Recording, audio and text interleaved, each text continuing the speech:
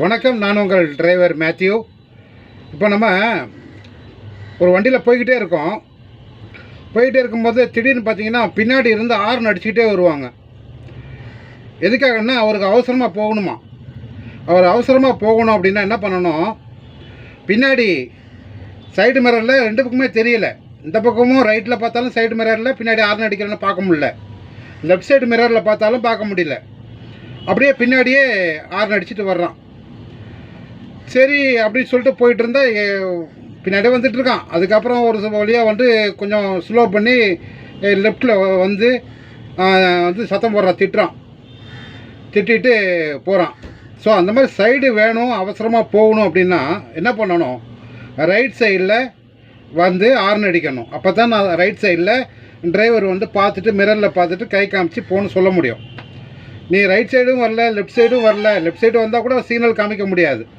அப்படி அவசரமாக போகணும் அப்படின்னா ஹார்ன் மட்டும் அடித்தா பார்த்தாது, ரைட் சைடு மிரரில் டிரைவருக்கு தெரிகிற மாதிரி வந்து ஹார்ன் அடித்தா தான் என்ன பண்ண முடியும், அவருக்கு கை காமிச்சு போகிறதுக்கு வழி விட முடியும்.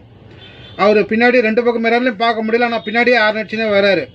அது மட்டும் இல்லாமல் அப்போ ஏதோ கேப்பு கிடச்சி கொஞ்சம் ஓவர்டேக் பண்ணிவிட்டு வந்து அவர் திட்டிட்டு போகிறார். என்ன சைடு கட்டு எவ்வளோ நேரமாக நான் ஹார்ன் அடிச்சுட்டு வரேன், பார்க்க மாட்டியா, வைக்க மாட்டியா அப்படின்னு திட்டிட்டு போகிறாரு. அவருக்கு விளக்கம் சொல்கிறது நம்ம வேலை இல்லை. அவருக்கு விளக்கம் சொல்கிறதுக்கோ திருப்பி அவர்கிட்ட ஏற்று பேசி சண்டை போடுறதுக்கோ நமக்கு டைம் இல்லை. அதனால் அமைதியாக இருந்துடுறது. அந்த மாதிரி யாராவது நிறைய விஷயங்கள் நடக்கும். போவான், அம்பாட்டுக்கு திட்டிகிட்டு போவான், அதெல்லாம் நடக்க தான் செய்யும். அதுக்கப்புறம் நம்ம கோவப்பட்டு ஆத்திரப்பட்டு அவனை போய் திட்டிக்கிட்டு அவன்கிட்ட வம்பளுக்கு சண்டை போட்டுக்கிட்டு இருந்தாக்கா டிராஃபிக் ஜாம் ஆகும், வண்டியில் இருக்கிறவங்களுக்கும் லேட் ஆகும், நமக்கும் லேட் ஆகும். அது நமக்கு பல சங்கடங்களை ஏற்படுத்தும். அதனால் கண்டுக்காமல் விட்டுட்டோம், அப்படியே அமைதியாக இருந்துட்டோம். இல்லை அவன்கிட்ட ஏதாவது ஒரு சரிப்பா தப்பு தான்ப்பா, சரி போயிட்டு வாப்பா அப்படின்னு சொல்லி ஒரு சமாதானமாக போயிட்டோம்னாக்கா நம்ம வேலையை நம்ம பார்த்துட்டு போயிட்டே இருக்கலாம். அவனும் போயிடுவான். நம்ம வாக்குவாதம் பண்ணி அவன்கிட்ட பிரச்சனை பண்ணுற மாதிரி பேசணும், ஏற்று பேசணும் அப்படின்னா அவனும் இறங்கி கத்துவான், வைப்பான். அந்த மாதிரி அறவே கடை தான் நிறைய பேர் வராங்க.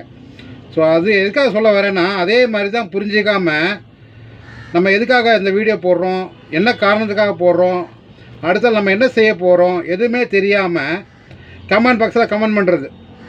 என்னென்னு அவன் 40,000 50,000 60,000 சம்பாதிச்சுட்டு இருக்கான், நீ என்ன 15,000க்கும் 20,000க்கு வேலை வாய்ப்பு போடுற அப்படின்னு சொல்லி கண்ணாப்படியான்னு பேசி டைப் பண்ணி அனுப்பிச்சி விட்டுறாங்க. அது யாருக்கான சேனலில், இது எதுக்காக போடுறோம், என்ன நோக்கத்துக்காக போடுறோம், இந்த வேலைவாய்ப்பு தகவல்லாம் எதுக்கு போடுறோம் அப்படிங்கிற ஒரு விவரமே இல்லாமல், புரிஞ்சிக்க கூடிய தன்மை இல்லாமல் வீடியோ பார்த்த உடனே கமெண்ட் போட்டு விட்டுறது, என்ன ஏதுன்னு விசாரிக்கிறதுலாம் இல்லை.